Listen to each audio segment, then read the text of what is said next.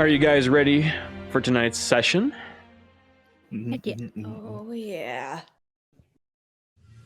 Previously, on Yakushima, the party sets out. After one last conversation with Daimyo Hachi, and after receiving magical tattoos that act as a pass key to the Yamamoto City teleportation circle, our heroes departed once again on their grand adventure. Hoping to find the mythical Tengu and get one step closer to unlocking the secret of Chiyoko's destiny, the heroes teleported to the northern land of Hokushun. Free from the stifling city once more, they savored the freedom of the open road and breathed in the sweet smell of adventure for the first time in days.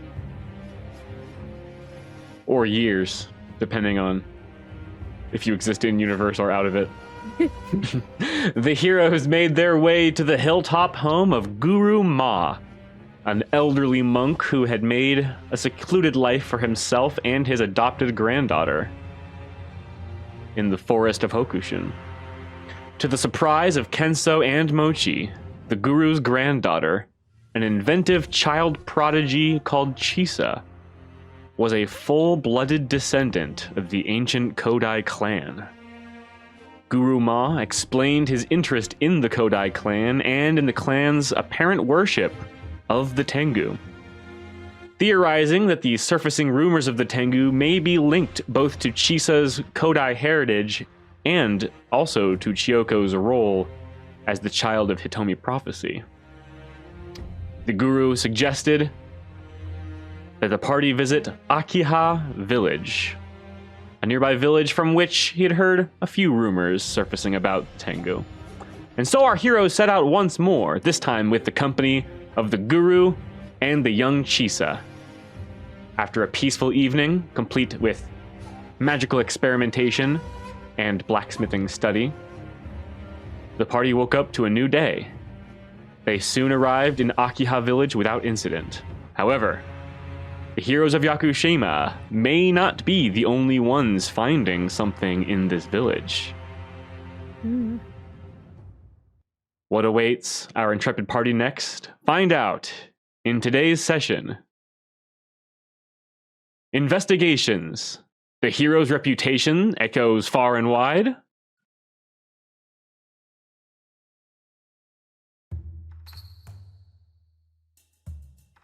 Quick point of interest before we begin today's session. I already mentioned this to you before, Tommy, but Kensō, you gain a point of inspiration from last session for exercising, training with Chisa's equipment. You were able to get a good pump in. So there's a point of inspiration for you. Also, before we begin, as you guys are rolling up to the village, Akiha village comes into view, I want to draw one of y'all's attention to a particular feat that you have that I don't think you've put to good use yet. Mochi, can you open up your character sheet and scroll down third from the bottom on your features menu, the one above team attack. Inspiring leader. I forgot I had that. This feat, Inspiring Leader, allows you to make an inspiring speech to grant temporary hit points to your allies. Would you like to do this? Right now? You don't have to, but the DM is asking you if you want to do something. So I'm guessing would like that to I With giving a wiggly eyebrows that you should probably consider it. You don't have to give a full-length speech, but if you want to give the bullet points of how is Mochi inspiring the wagon full of adventurers as they roll to the village. Okay. Oh, so we're just okay. So the scene is we're about to enter the village. Yeah, you're rolling up now. All right, guys. Let's get this. Let's find out about the Tengu. Okay. Everyone will take a different part of the village. We got this. Chisa, we're gonna find out about your history. Chisa pumps her fists in the air and goes, "Yay! Yay! Her cherry red hair is gleaming in the morning sun, and she starts like giddy, like hopping up and down. She does little excited hands. Guru Ma nearby kind of like wakes up from his hangover and reaches for his gourd. Boom. Ah! I'm feeling nice and perked up after that one, Mochi. The delivery needs a little work, though. I literally wasn't talking to you, so no comment, please. All right, Guru Ma does not get temporary hit points.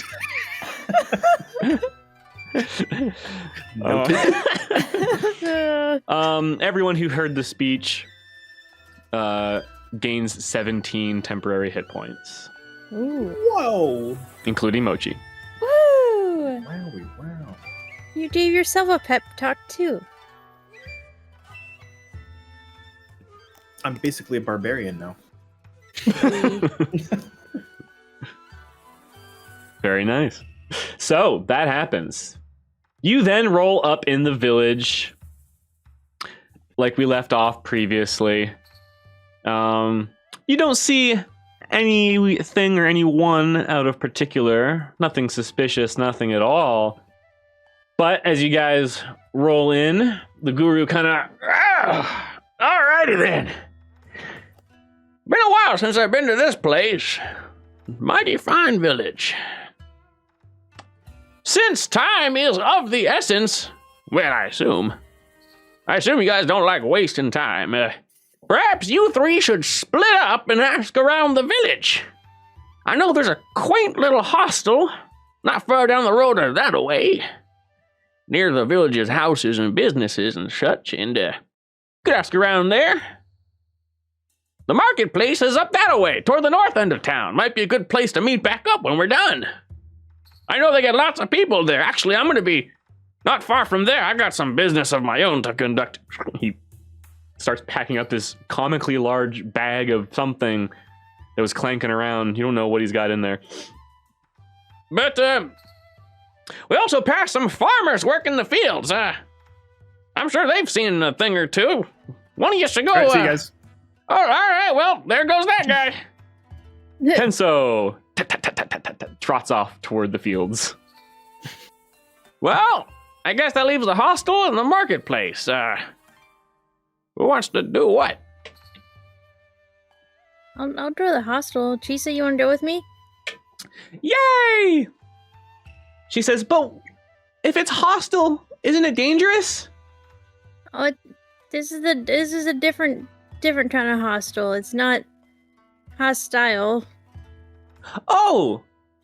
So it's a homophone. Yeah. A word that sounds the same but means something different. Yeah, this is like... She just kind of... She walks away. No, wait. She elopes. Oh, sorry! She comes back and she stands next to you, Chiyoko. Yeah, don't wander off by yourself. You should get lost. Okay. Miss Mochi, are you going to the market? I guess so. All right. So, you guys start splitting up. As Chiyoko starts moving and as Mochi's like getting ready to go, Guru's like, you mind if I borrow the horse and wagon? I sure have a lot of stuff to carry.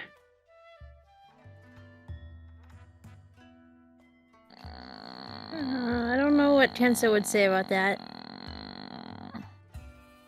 He was very helpful with me before. I'm sure he'd want me to not throw out my back. Why do you have to bring all that into town? Can't you just leave it here? Oh, great idea. Yeah, you leave all your stuff in the middle of the dirt road too while we're at it.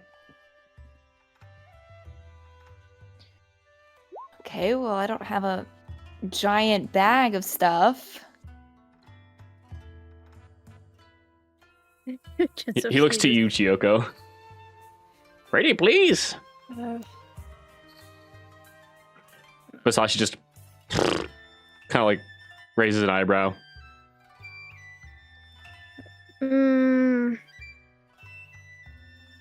Help a guru out. Come on. Are you carrying that stuff there and back? Or just No, I'm there? offloading it. What if I just help you carry it real quick and then leave the horse here? All right, fine. Jeez. We're afraid for your safety. I'm afraid for my vertebrae. Gonna slip a disc. All right. Chiyoko hoists the stuff. You guys park Basashi near a tree. You all know the Basashi protocols. You've seen Kensō hitch him up enough. You probably give him like a wide lead so that he's tied up, but he can kind of trot a little. All right, so Basashi will be parked at the edge of the village. The village is divided into kind of 3 areas. You already passed the field. That's where Kensō's on his way right now. We'll actually play Kensō first.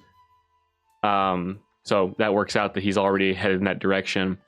Chiyoko is heading toward the hostel, which is near the sort of businessy area of town. Or rather, the more residential areas of town. There's a few houses, and then the hostel. And then the marketplace, kind of the big common area, is where Mochi is headed. So,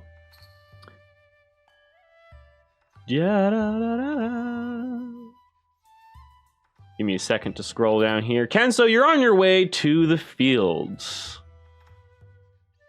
You're familiar with farm villages and how they roll. You were raised in a rural village. Not too much unlike this one, actually. This is a pretty good-sized village here, pretty well-developed. It's probably been here for several generations.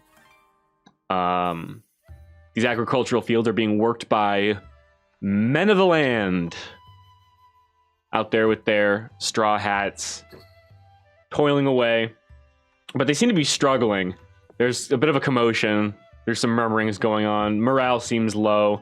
And as you arrive upon the scene, one of them like chucks something into some nearby crops and goes, "That gun piece of scrap!" And then they all kind of turn and notice you. "Oh, howdy. Not often we farmhands get visited by tourists. What can we do for you?" They're like hillbilly farmers, you dime a dozen. Yeah. I'm here to get some information, some rumors about the area, but it looks like you could use some help. You a samurai or something? Yeah, we really could use some help with planting. It'll probably take a couple of days, but we'd love the extra hand. I heard you guys murmuring about something. Maybe that's a little more my speed, but I'll help where I can. Oh yeah, well, our god dang farm equipment's all gone as shit. Guy who made it died. Oh no! Oh no! And he never taught nobody how to fix them or nothing. Like dang old hose and rakes all. And look at the wheelbarrow's got a dang old broken ass wheel. Well, I might be able to help with that. Well, knock herself out. There's some metal tools here. I wonder if Kensō has got any tricks up his sleeve. How are you gonna approach this situation? A few broken tools. Look them over. I'm like, all right. It's metal. And Inzen's a sword that's made of some kind of metal. It's got to be the same. It's basically identical. I can do that. I'll just sharpen them up, clean them up, polish them off. If something falls off, then we'll figure it out from there, you know what I mean? Go ahead and make me an intelligence check. And you can add proficiency from your blacksmith's tools. Hey. Is that what you're gonna ask? Yeah. Yes. Close enough. Close enough. Same thing. Same thing. It's a bad With a roll. 12. Was that? I rolled a 4. Oh, Jesus. Did you? Wait. Dang. Yeah. It's big sad. What's your intelligence? My intelligence is low, but I have I think expertise in smith tools because of the. You have the rune expertise? stuff. I think that's what it is. Yeah. Oh, I'm like, Eh. I'm sitting here like scratching my head. Like, how did you get an 8? A +8, I should say. I didn't know you get expertise. That's crazy. Okay, so somehow it's really working out for you to some degree. I will say that the sharpening, you're really doing well on that front. As far as the structural integrity of some of the tools, shoddy work.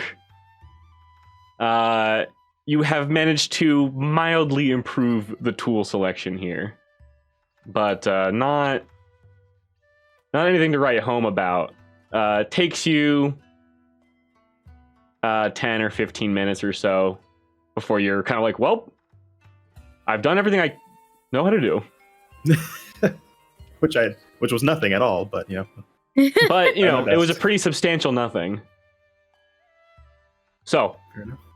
laid out on the ground some of these mildly enhanced tools that the lead farmer here just looks down and goes, well, thanks. So they start picking up the like scythe that's still snapped down the middle, but at least it's really sharp. They have to like bend over and use it, but like, hey, this one's it's a lot sharper now. It'll be a little easier. Oh, all right. Well, great. Well, hey, thanks a lot, mister. I guess this will help us out. Yeah, I can. You said you need help planting too. Oh yeah, no, we can handle that. These tools are the thing that we're really getting our goats. You catch my meaning? Have I seen goats? Yeah, no, the goats, they died too. What? Why is everybody dying? What happened? Nothing. We're just switching to produce now. The livestock guy died. Oh no. Everyone's dying. No.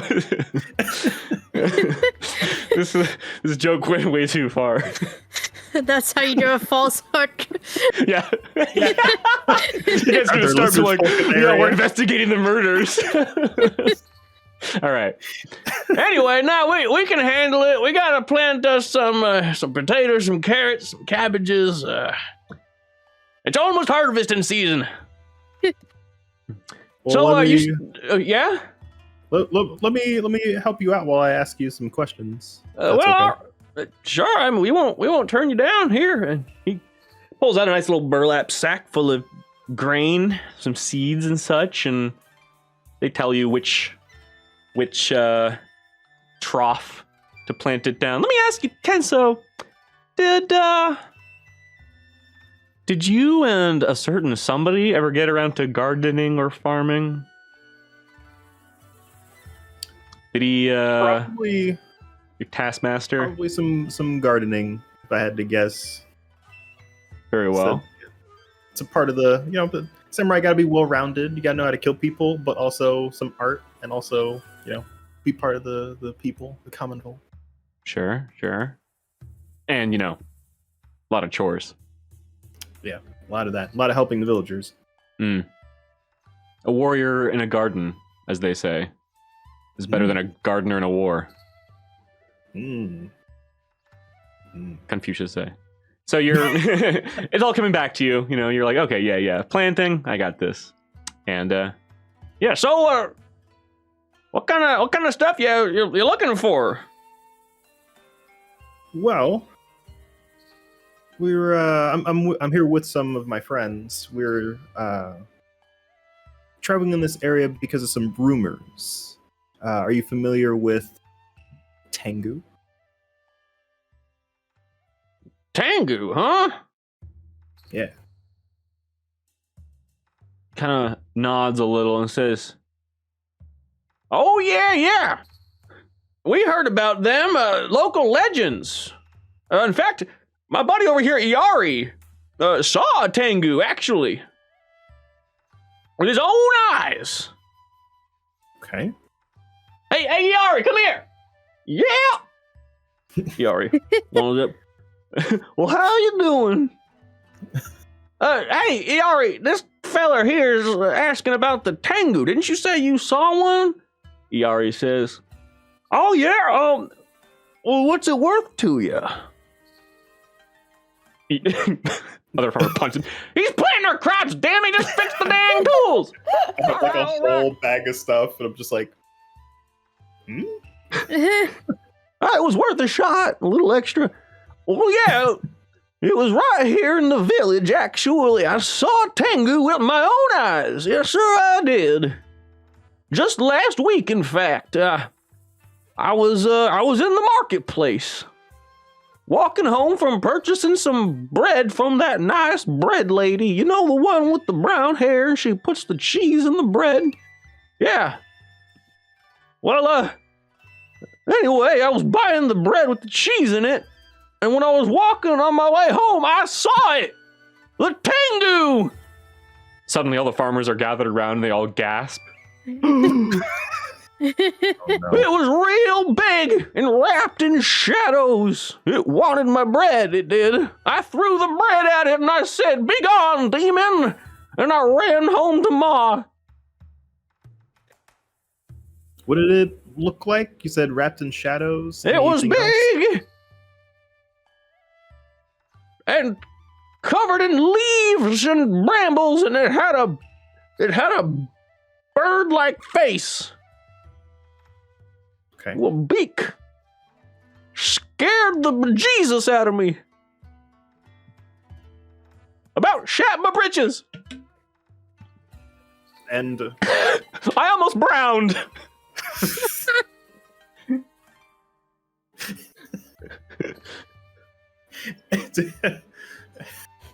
has anyone else seen anything like that? Not that I know of. And that was just recently too. Before that, like we said, Tengu are local rumors. I don't know how local. This is the first time we've seen one this close before. Or seen one at all, I guess. That's all I know. The rumors, do they say where the Tengu might be? I got no idea.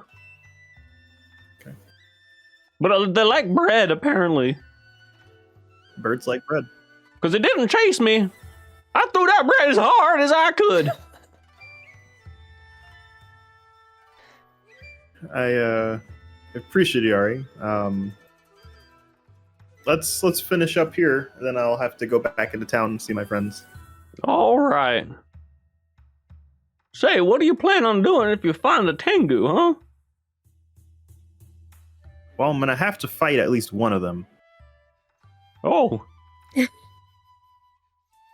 They all get a little further away from you. You are, she's gonna point to the Kensō art. You're a little out of place here. A little bit, yeah. A little bit. Right on. So, a Tengu in the marketplace, eh? Camera jump cut. Mochi. I'm in the marketplace. You are in the marketplace. You strut through Akiha village, wave to a few folks. You are also a little out of place in a village like this. Chiyoko's the only one who fits in. You've got your bright clothes on. You've got your hat. Oh, by the way. Oh, shoot. I forgot to get this ahead of time. Give me a minute to do that, but I'll continue trying to explain as we go. You make your way over toward the marketplace, and predictably, kind of an open air farmer's market type vibe. There's lots of stalls, villagers peddling their wares. There's probably a handful of temporary residents or passer-throughs stopping for supplies on their way through. traveling merchants who maybe are stopping by here to sell off their goods that they grew in like a smaller village. So maybe little tiny homesteads come to this village like once a week to, you know, to sell stuff. That's what you get the vibe. Here's what I wanted to show you. So Mochi's character art, I'm kicking myself because I forgot to request that hat. Gotta have that hat. Gotta have that hat. So I drew it myself. It's not that great, but here's Mochi with her hat Oh, on. no, it's really good. Aw. Oh, it's really cute. So, are you wearing your special hat? Yeah, I gotta have my hat. Gotta have that hat. So, once you get to the marketplace, what is your general approach? How are you gonna tackle this task of looking for information? I want to start with like a local, like someone who looks like they're always here, they live here, like they belong here. And go up maybe like to their booth or something. Like a fruit stand, whatever they may have. Definitely a fruit stand or two. You look for someone who looks like maybe it's a more permanent stall. Your guess, you know, this is not a traveler, this is someone who lives here. You walk up and it's a young gentleman, cleanly shaven, hair up a nice little tight top knot, just dressed up in very plain villager clothes, but well put together. And as you approach, he sees you and says, hello, miss. Fresh fruit and vegetables. See anything you like? All locally grown. Oh yes, wonderful. Let's see. I'll buy some things, but my main reason in this market isn't really to purchase wares. I'm a traveler, and I own a magical school and do a lot of research that could really help the world. Would you like to be a part of this? He goes, well, golly, miss, I don't know if I'm important enough to help with something like that, but if you're looking for something, I could sure help you try to find it. What kind of research are you doing? Does the word Tengu mean anything to you? You say, well, shoot, the word Tengu means something to pretty much everyone in this village. It's local legends, but I'm afraid I don't know much else than that. It's all just rumors. They live in the forest, they kidnap people. About it. Kidnap people? And so the myths go. Does anyone know what they look like? Not really sure. They're just tree people or something. I don't really pay much attention to, you know, things of that nature. I just run my stall. Like I said, not very important. Yeah? What if I said, does this mean anything to you? Have you ever met anyone with bright red hair and very high intelligence? Red hair? No. Can't say that I have. You talking about them foreigners? Them gaijin? Not quite. Oh. Do you know anyone in the town who is really into folklore or really would be interested in that kind of thing? Sorry, miss. My grandma knows probably a thing or two about some legends, but she ain't all there. But can I interest you in some apples? Oh yeah, I'd love some apples. All right. I buy some helps you. apples. Cool. Charge you a silver piece for just kind of a little sack of fruit. You pester him a bit more for questions, and he eventually kind of just goes like, sorry, miss, but I'm afraid I can't really tell you much more than that. And you get a pretty solid feeling that this guy's not going to be much help. Mm-hmm. Can I move on to someone who looks like more of like a traveler? Sure. Thank you for your business. And as you walk away with your fruit, you find stall next door. There's some like crafty things being sold, handmade goods, and you see, oh, you know what? Give me 1 second. Actually, yeah, never mind. Okay. Yeah, you see a couple that are shopping, man and a woman, who perhaps don't belong here. Based on the way that they're looking at the handmade goods, that's a stall that, probably travelers would shop at. And so, yeah, you see them and you approach them, and they don't really pay you much attention until you speak up. So they're just looking, oh, this one looks nice, dear, don't you think? Oh, yeah.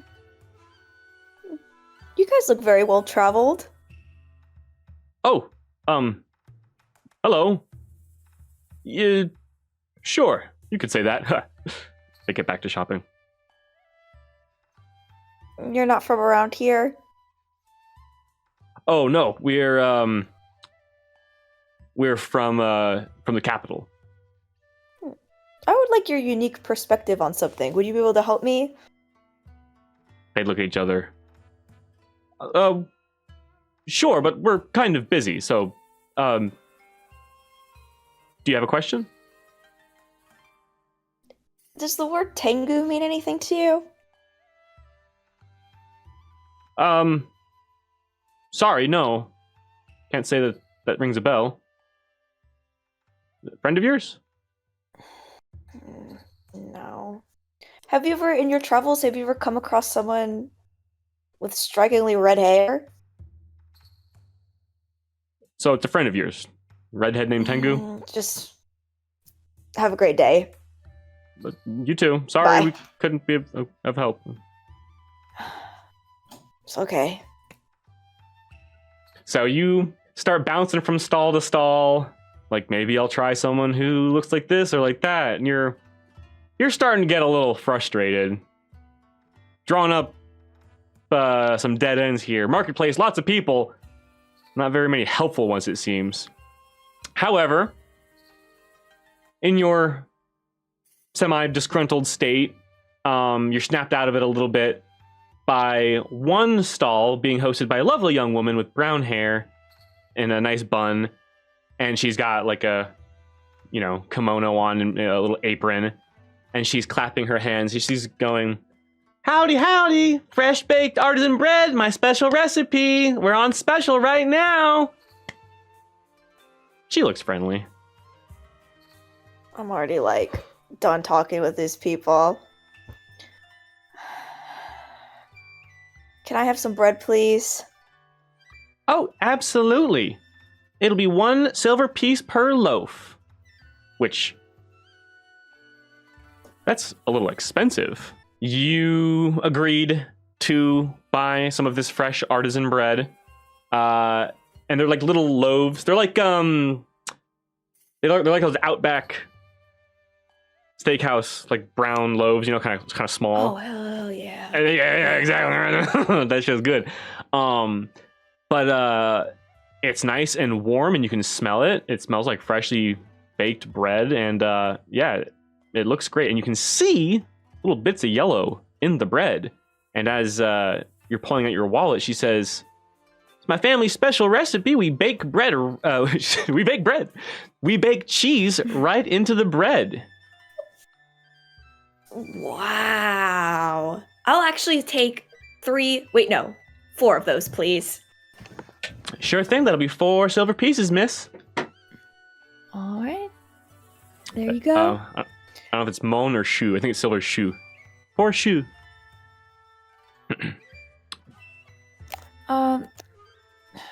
Maybe there's not even a point. Can I ask you a question, if you don't mind? Sure, what can I help you with? This might seem a little random. You probably don't know what I'm talking about, but have you ever heard of the Tengu before?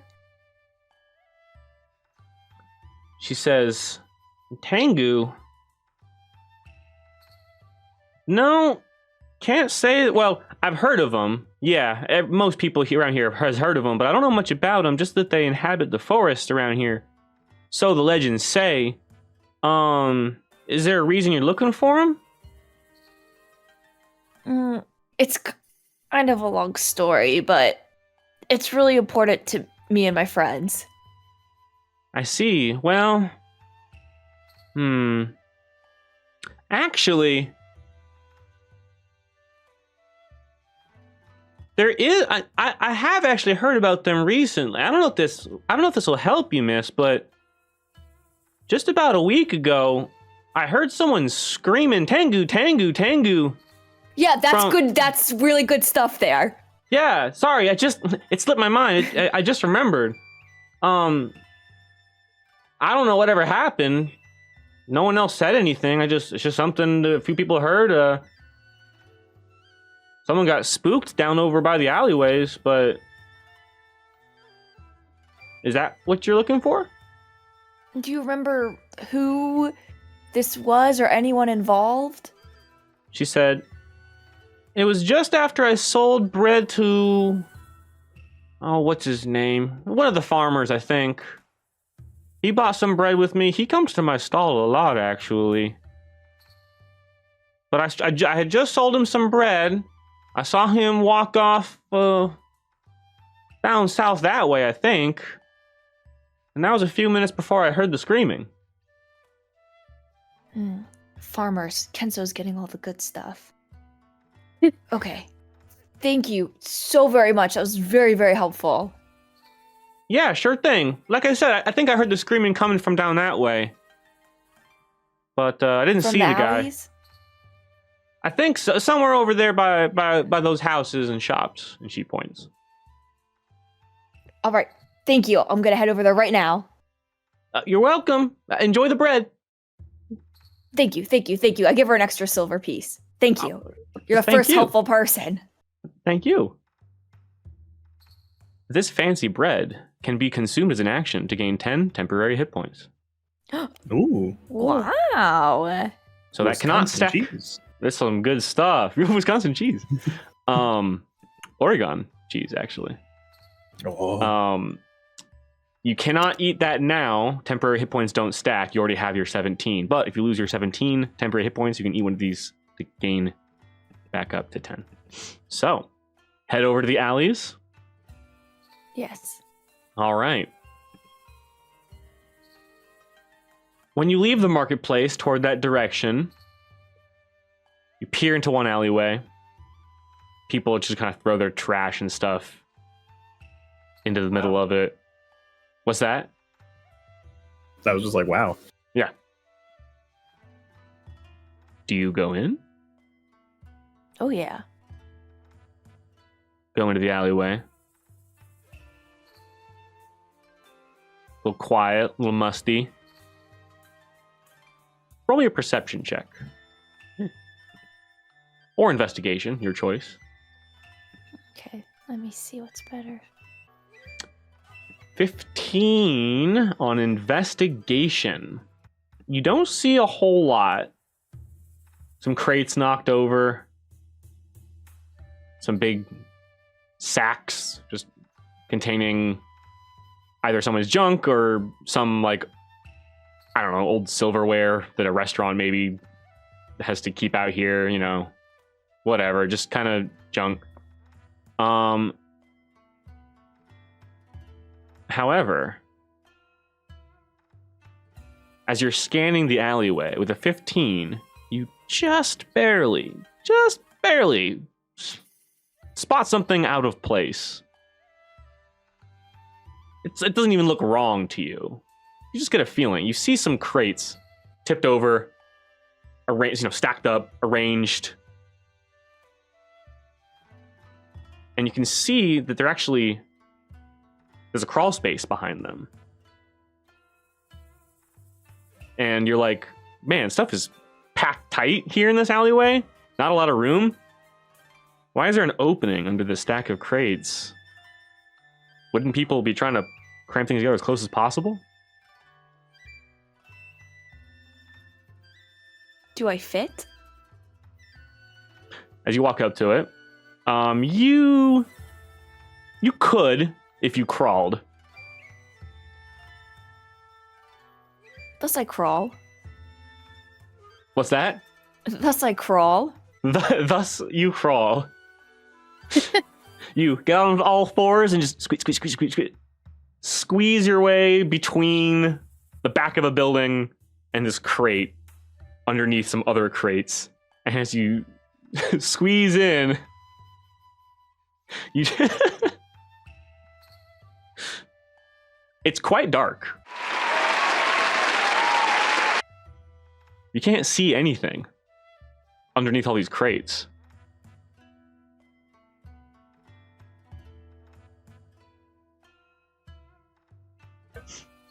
But you're there hanging out in crates. Okay. Let me use some magic and light this shit up. Are you just gonna like light a magical match? Yes. Like a prestidigitation or something, like a little choo. Yep. This almost flame-like magic light lights up. You blink, and you see 3 pairs of eyes staring at you. Oh. Belonging to frightened children dressed in rags. They got like, one has like a buck teeth, one has a gap in his teeth, and one has a big nose that's like dripping snot. You stare at them. They stare at you. Then they all go, ah! They start screaming. Mochi screams back. Mochi, ah! Yeah, ah! Exactly. And they all start like throwing rocks at you. Get out of our hideout! Ah! Scary lady! And they start trying to fight you out of their hideout. Stupid kids. God dang it. Get out of our hideout! Scram! They start kicking you in the face. If this is what scared that guy, I'm not going to be happy.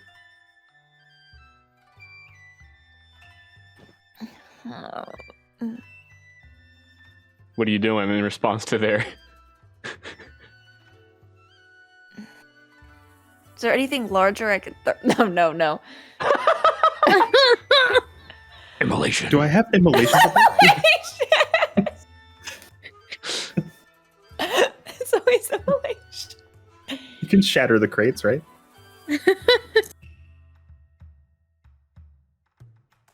One kid, the kid with the gap in his teeth, is like, "Go on, scram, lady! This here's our hideout!" I throw an apple at them and tell them, "Eat it, peasant." Ah, no. Oh, okay. Wow. Jesus. They don't argue. They take it. They start eating it. Yeah, these kids are hungry. What's a pheasant? When he's eating, you get a better look around at this little makeshift hideout they have. It's absurdly tiny, but they've got some stuff they've managed to steal from townsfolk. They have some. They do have some of that bread. In fact, a couple loaves, kind of half-eaten, getting pretty stale. They've got some apple cores, and a big something that catches your eye. A big like bush. Like they have like foliage in here. But after you throw the apple at them and they start eating it, do you say anything else? Please, for the love of God, do not tell me that you guys are putting said foliage on your little bodies and scaring people in the town. They all look at each other. We are not doing that. That sounds like a lie. I'm telling the truth, lady. He starts pushing the big bush thing deeper into the abyss of crates. What is that in here for? Nothing. It's my bush. Very funny.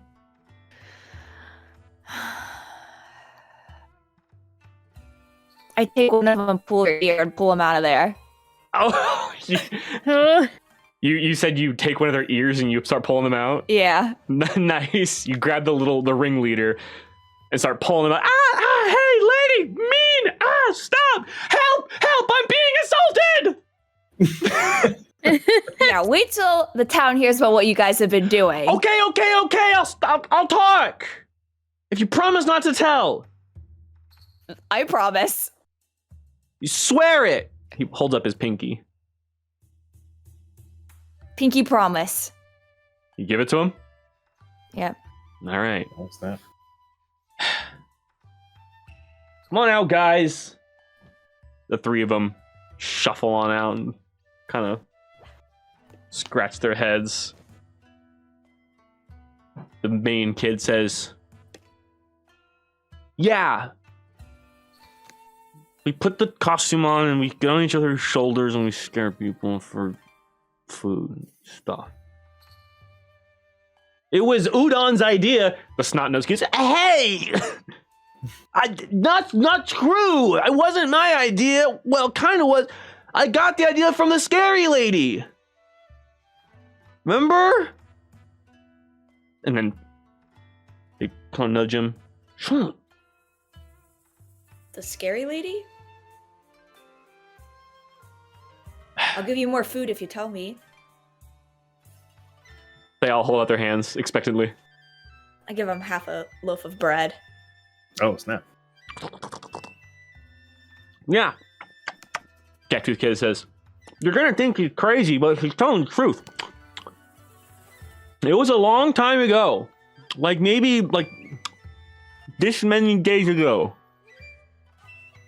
He holds up 10 fingers. I was out here looking for scraps in the alley, and I bumped into a lady. She had green clothes and looked kind of strange.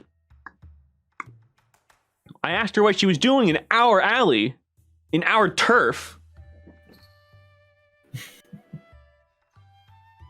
And she said she was looking for something.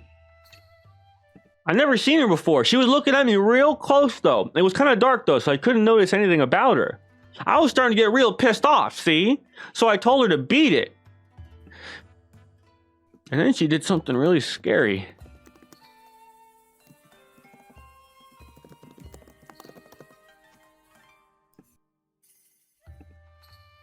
So, yeah. We dressed up as... What did she do? Well, she got all big. And she started glowing.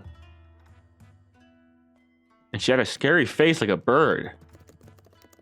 And she yelled something really scary at me. Hey, Udon, do you remember what she yelled? Snot-nosed kid. Yeah. She said something like, go not where the heavens and earth meet.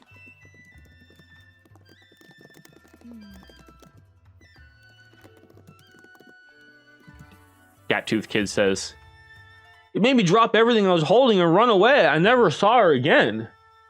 But I decided to make this costume that looks kind of like her, and he holds it up. So I can scare people like she could scare me. Because I dropped everything I had, so I figured it would be a good idea to do that to other people, make them drop their stuff. Last week, a guy threw his bread at me. It works really good. And you see, as he unfurls the outfit, it looks kind of like a ghillie suit, like just a bunch of brush that you would wear as a shroud. Big enough that 3 kids on each other's shoulders could fit inside of it. But at the top, where the face would be, there's a mask that the kids fashioned together out of sticks and moss. It kind of resembles a beak. a bird face. They did a pretty good job. Where did you saw her here in the alley? More like just outside the alley. I don't think anyone else was around though. It was late at night. I don't know what she was looking for, but she said she was looking for something. I thought it was real weird that she was out here looking around at nighttime. If you're looking for something, don't you do it during the day when you can see? Duh. Very perceptive. Anyway, they hold up their hands for more food. That's it. I'll give them some rations. Okay. Well, they're like, oh, we want more of that bread. But You know what? Oh, I'll give it to him. I'll give him the other half. all right. Thank you, Thanks, guys. You know lady. what?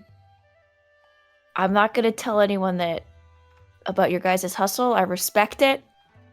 It's clever. I love it. Thank you for the information.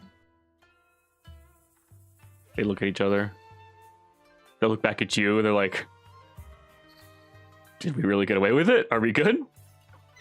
This information is more valuable than you guys will ever know. Thank you. They look at each other. Yeah, rock on. And they do the little handshakes. Thanks, lady. You're the best. And then they hustle back into their little fort. Mhm. All right. And then one of them scurries back out. Hey, lady, you can have this. And they give you the mask. Well, what are you guys going to wear? Nah, this hustle's getting old. Maybe next time we'll be a kappa or an oni. Yeah, oni. Young entrepreneurs. I love to see it. Oh boy. You obtained the makeshift Tengu mask, which can be worn in your head slot and gives you +1 to intimidation checks. Oh. But you're also very scary, so you should only wear it when you want to be scary. You can kind of have it half cocked, like on you, and then. Nah. I love that. All right, so Mochi is gonna head back. The appointed meeting place was the marketplace, so you surmise that your best move is probably to kind of just keep an eye out for your friends whenever they're done. Cool. Okay, cool. Moving on to Chiyoko. You arrive at the sort of residential area. Few small houses and a tiny hostel as advertised. Chisa points, he tugs on your top. Check on your sleeve. hmm Hostel. There it is. That's the one. Yeah, it's like an inn, but where you got roommates, basically. Roommates? Like you share a room with people. Oh. I've never shared a room with anyone. Except for my grandpa sometimes when I was younger. Yeah, it can be fun depending. They probably snore like grandpa does. I have no doubts that at least one of them snores. You're kind of rolling the dice. Well, I don't want to hear them snoring. Well, it's daytime. They're probably not sleeping right now. Oh, of course. Well, let's go in. Yeah, let's do it. She marches on in. Okay, let's do it. This establishment is called the Sleeping Mountain Hostel. You and Chisa is sure to tell you that. A village of this size wouldn't really have a full-sized inn, so this is pretty much the only public lodging that can be around. Like you said, sort of a common sleeping area with several bunks in the back. It's a budget good night's sleep. But they do have a small eating area in the front entranceway. It's not a full-size kitchen. It's literally just like one corner of the main area has like a stove and a counter. Mhm. And there's a few patrons in here. Most likely travelers, but not necessarily. Some people just might really like eating here. And the place appears to be run by a single lady, middle-aged woman, who's busy behind the counter, cooking some stuff up. You do smell a pleasant smell. And as you enter, I'll say that, you go through like the curtain and there's a bell. Ding, ding, ding, and the lady turns and says, "Oh, I'll be right with you. Will you be having a room tonight or just some food?" Just some food. "Oh, all right then. I'll get the burner going." And she goes over to her stove, like kind of Japanese style, a little bit more fancy. It's got some metal parts. It's got an air intake with some bellows, so she can get the fire going nice and hot to prepare the pan. She puts some ingredients on ahead of time, and then she comes over to the counter and says, "Greetings and salutations. What can I get for you? How can I get started? May I recommend our special, the Sleeping Mountain Curry?" I'm eating on a budget. What you got for is there anything we can get for 2 people for 4 copper pieces? Rip. "I'll get you a couple glasses of water and some bread." That'll do. She turns off the stove. You notice, just with your passive perception, Chisa, you're probably keeping a close eye on Chisa. You're responsible for her and all, so you're like really just keeping tabs on her. Mm-hmm. Chisa seems really, really fixated on that stove. She's staring at it. But the lady comes back and says, "All right, here you are." She pours you some water and then gives you some pretty fresh bread. It's no cheese bread, but it's yummy. It'll do. It's bread. Yeah, it's bread. She says, "So, just passing through. I don't recognize you. Are you a priest or something?" Yeah, I'm a monk. I've been in training for a while. "Oh, a monk. We don't get many of those around here." Yeah, we kind of stick together for the most part. "Well," she says, "I suppose for some folks that's for the best." Suppose so, but we gotta get out to learn more about the world every once in a while. And that's actually why I'm here. She says, "Well, I don't run a hostel for nothing. People who want to get out and see the world are my specialty." And that's why I figured this is the right place to come to. I was wondering if you have heard anything, or if you know of any of your guests who might have been talking about anything like on the more like mystical side of things. Mystical side? Oh yeah, there's all kinds of mystical happenings around here. I'm sure you've heard of the Tengu. Forest-dwelling demon people. Very scary stuff. People come from all around to see them.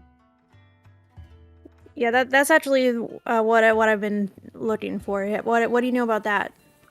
Oh, I know that, oh goodness. Well, they do all kinds of magic, according to some folks, and but don't go looking for them too close, or else they'll curse you and steal your soul, from what I hear. That is a risk, I'm sure. But they're around here for sure. You know, I could get you a room and perhaps you could start looking for them around here while you bunk out. We're having a special on room prices. What's the price? She tells you the price. All right. Yeah, I might. And any suggestions of where to start looking, or anybody who's been staying here I should talk to? She says, no, nothing specific, but hey, cut that out. Suddenly, you lost track of Chisa, and she's fiddling with the lady's stove. Jeez. You have to ask before you do stuff like that. Hey, now keep your fingers where they belong, nosy child. She kind of like, she takes like a spatula and like whacks Chisa's hand, like, stop, get. And then Chisa, I'm sorry, miss, I'm sorry. It's just that the stove is constructed so poorly. And she's rude too. I only wanted to improve on its basic concepts. But the lady's like, what's she talking about now? What's she on about? I apologize for us betraying your hospitality. She's just really inventive and curious, but she definitely crossed the line. I apologize. Well, apology accepted. Now get on, child. Chisa looks so defeated. She's very sad.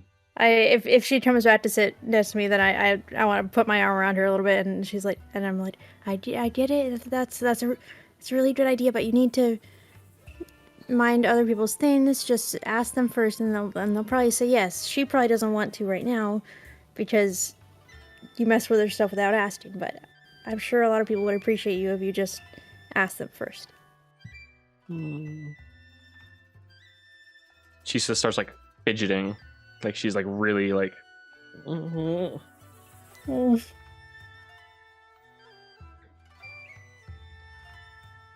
Mari goes over. That lady, her name's Mari. She goes over to her stove and she says, oh, and she's gone and fiddled with the. Oh, hey now. She taps on the stove. Looks back. Looks down. I could have sworn this piece was loose here this morning. Chisa just blurts out, the air intake for the burner is suboptimal. I tightened the fitting to make sure the intake would face the right direction. Optimize heat flow. The lady kind of stares at you, at Chisa. Say, lady says, does she work for free? How do you feel about child labor? Maybe for a meal or a night stay. We'll do a meal. We'll get to it, child. Chisa lights up, giddy. Yay. She pulls out her tools and she starts getting to work on the stove. And she goes crazy on it. And after just a couple minutes, the stove fires up hotter than before. And the lady cooks you up a nice meal. A dish of Sleeping Mountain curry, which has a robust, complex flavor.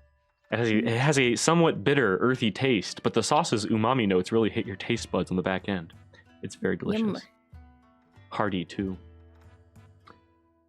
How do you like it, she asks. It's delicious. It really hits the spot. Thank you. Of course, you know, I gotta be forthright with you. I gotta come clean about something. I don't actually know all that much about the Tengu. I was kind of making that stuff up before. I was just trying to get you to get a room. No, it's fine. I get it.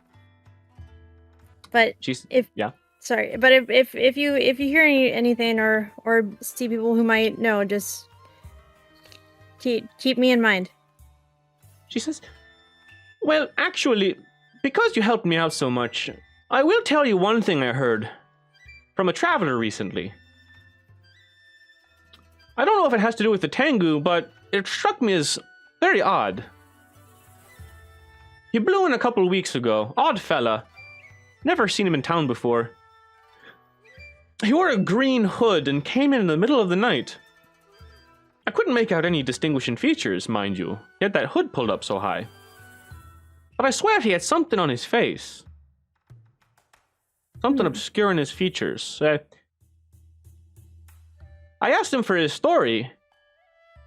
It was mighty strange that he was here so late at night, asking if he was just passing through, if he wanted a night's stay, the usual.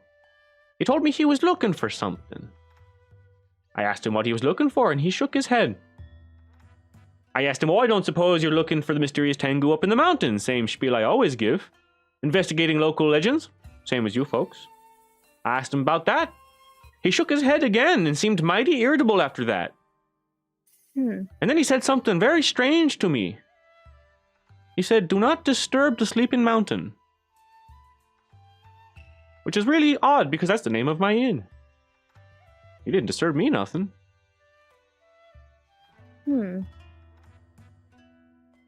That I appreciate you sharing that with me. I'll keep that in mind. Sure, yeah, he turned and left after that, but not before paying me with these odd coins. Oh, should I see those? She pulls out a handful of these coins. They're a bit larger than normal coins that you are familiar with. You can't see them, of course, but Chisa looks at them, and Chisa's very intrigued by them. She's staring very closely, and she says, can I see? Please? She looks at you, like, look what I did, I just asked permission, aren't you proud of me, you know? Mari, the lady, says, oh, sure, you can have one, in fact. I don't think they'll be worth much to me.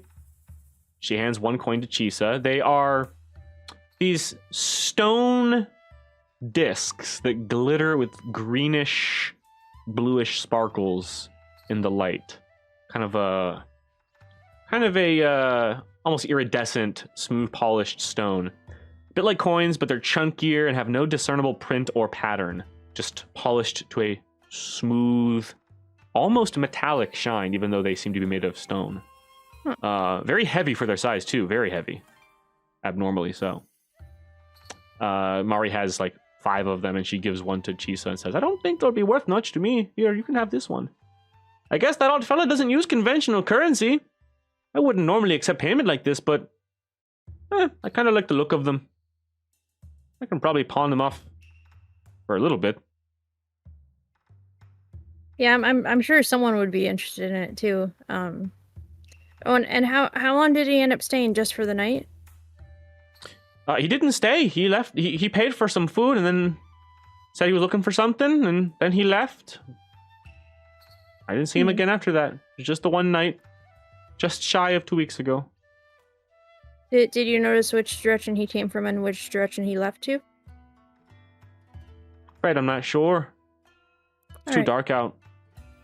Yeah. He just came in and came out. Couldn't really see out the windows. Okay. All right. Well, take care now. I appreciate your help. Yeah, thank you so much. Of course, and thank you. And your little friend, too. I pat Chisa on the back. Chisa smiles and looks down. And you guys head out? All right, let's get going. All right. And so, our party has collected some information, perhaps to reconvene and discuss things. Let's take a quick break. Potty, snacks, drinks, and the like. When we get back, Sure. stuff's gonna happen. Oh. Ooh. You're back. All right, be right back. Same. So, with some minor successes, our heroes start heading back toward the appointed meeting place. Chiyoko, Yes. you leave the Sleeping Mountain Hostel, and you're like, all right, head to the marketplace. That's where Mochi was. We'll meet up with her and then try to track down Kensō and the guru. Oh, by the way, about the guru. He basically had you drop off his big sack of stuff at some building, and then he was like, see ya! And then he went inside the building with the sack, and you don't know what he's doing, or and now you don't know where he is, so that's that. Then Um, should I ask Chisa what if she knows what that's all about? yeah. What do you ask her exactly? So we drop off. She came with me there too, I assume. So we drop Yeah. off the thing, and I'm like, do you know what your Dramp's doing? Oh, he's just doing business. What's his business? I don't know. He doesn't tell me. Huh. He says it's You not don't- for kids. Hmm. I thought that you would have been curious enough and sneaky enough to figure it out by now. Well, I'm definitely curious enough, but I don't sneak. Fair enough. I'm too awkward. I can understand that.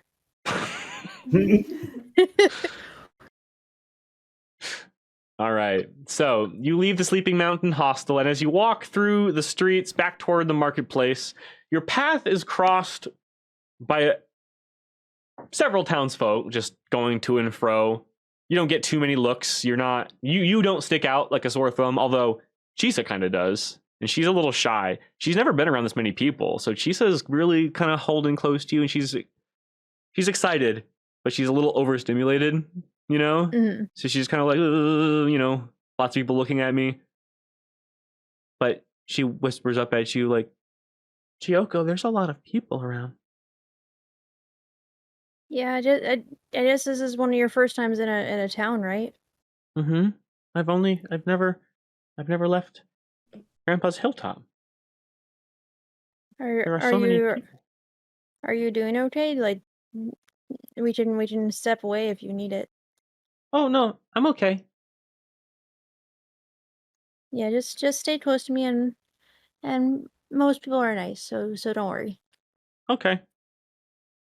As you round a corner, you're walking toward a narrower, through a narrower street, and right in, kind of blocking your path a little bit as you walk, is this extraordinarily elderly woman, just like hunched over, and she's got some heavy groceries like slung over her back, and she's got like a cane that she's like shaky, and she's just she looks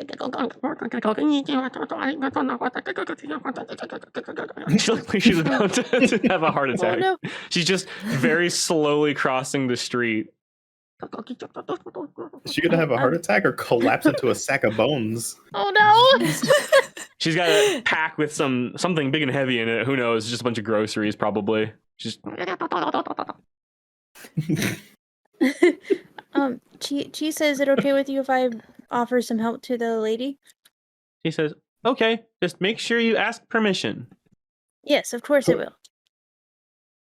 I walk up to the lady and I say, excuse me, ma'am, do you need help with your bag? Oh yes, dearie. Please help me take my bag. Okay, one second. I help lift it off of her. Wait, which Alright. direction are we doing? Just cross the road? Oh, just down the road. So, Okay. you take the bag. Cool. Let's go over to Mochi. Mochi, you're kind of tip-tapping away, looking around, waiting. You probably tried a few more people in the marketplace, but you're like, screw it. I'm not going to find anything like I just got. You know, you found scary lady rumor, something about the heavens and earth. That sounds juicy enough. So you're kind of getting ready for your friends to show up when suddenly you hear a voice. Are you there, darling? And you turn, and there's a woman kind of prancing toward you. Yes, you, in the cute attire and that dazzling hat. Oh, that must be me. Naturally, dearie. She trots up to you. Kind of a middle-aged woman, lot of makeup on.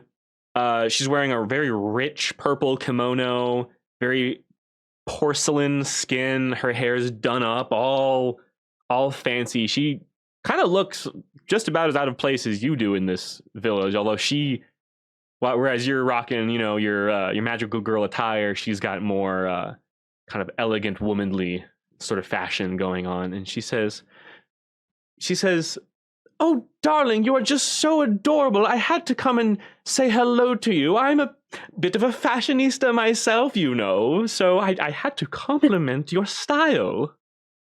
Oh, thank you. Very much appreciated. The compliment is returned. Oh, thank you, dearie. I know I'm not as young as you, but I take pride in what I do. Okay. There's like a awkward silence. And she goes, by the way, you wouldn't happen to be that magical girl that I've heard so much about, would you? The one they call, what was it, Momo? Oh, goodness. Morricone, Mozart. I'll give you a hint. It's a sweet treat. Oh, that's right. Was it Mochi, the magical girl? Yes, that is me. Oh, darling, your reputation echoes far and wide. I just knew there was something special about you. I've heard that you use all kinds of magic spells and Oh, such. stop it. Stop it. I must get an autograph. Oh, of course, of course. What can I sign for you? I have a spare sheet of paper right here, and she pulls out a piece of parchment, and I even have a brush for you. Here, if you could just sign there for me, please. Oh, you bet. Awesome. Whisk on over to Kensō.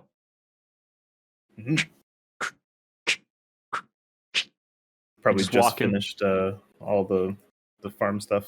Like, Yep. I need to tell the guys. Let's go. Yep. Wipe the sweat off your brow. It's cool weather, but very sunny, so starting to beat down on you. As you're walking down the road, camera pans low on the path, and then you know the shot where like legs go like on either side of the camera, like Yeah. 2 feet, and you hear, "Hold it right there, ponytail."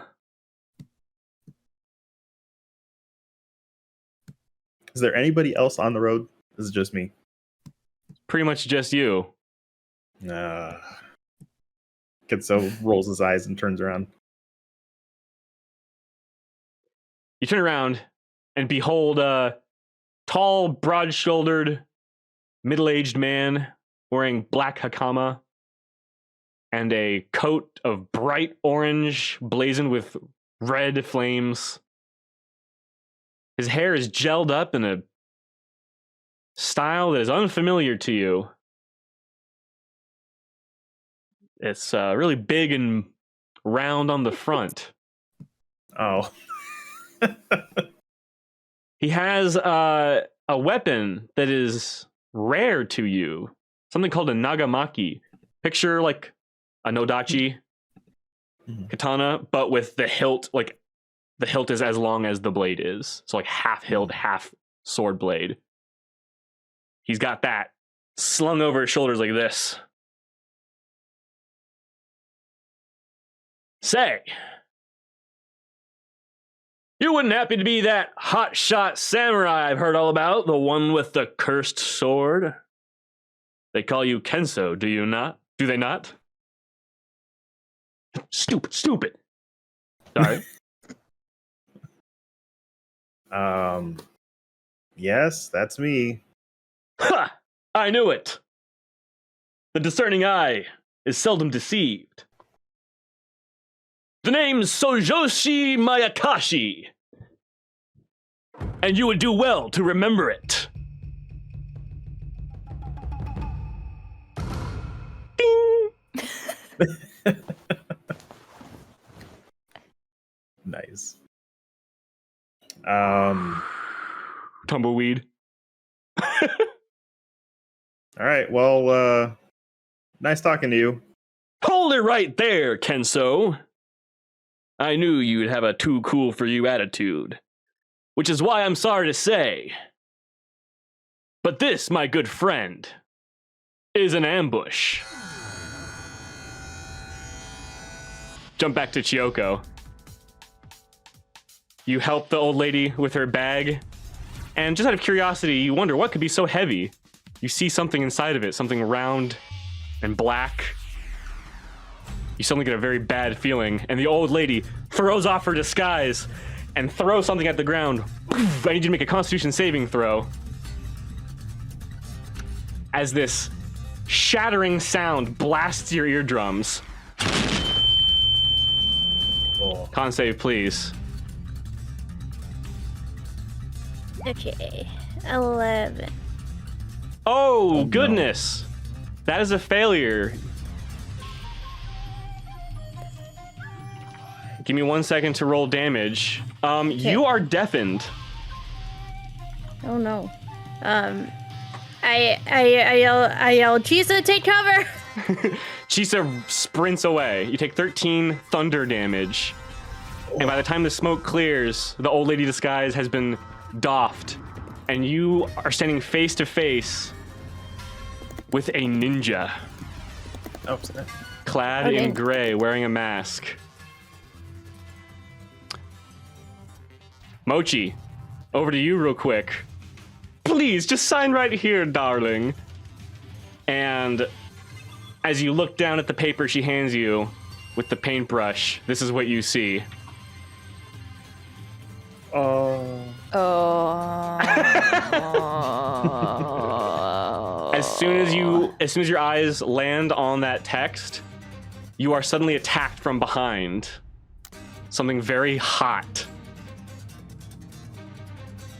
I'm gonna roll an attack roll against you. You are hit. This is surprise round for 11 points of fire damage. And you, as you back away from this lady who's now going, oh, she's cackling very evilly, very villainously.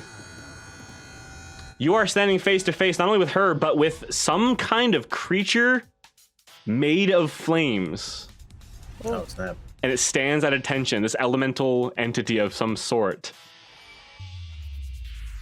Back to Kensō. Like I said, the name's Sozoshi Mayakashi, and this is where you and your friends meet your end. And he starts to unsheath his nagamaki. He points the blade at you.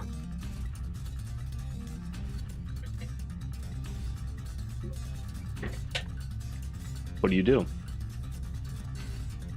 Kensō like sighs and then cracks his neck. He's like, please be a good warm up. All right.